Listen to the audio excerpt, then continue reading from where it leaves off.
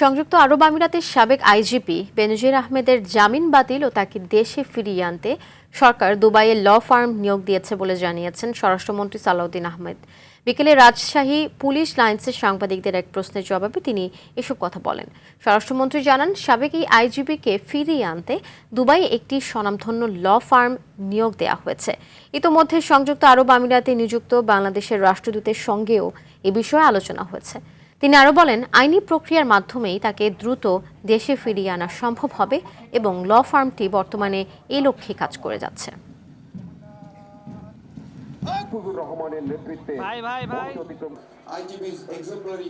Home secretary দুবাইয়ের আমাদের যে ইউএই অ্যাম্বাসেডর তার সাথে কথা বলেছে, আমরা ল ফার্ম নিয়োগ করেছি।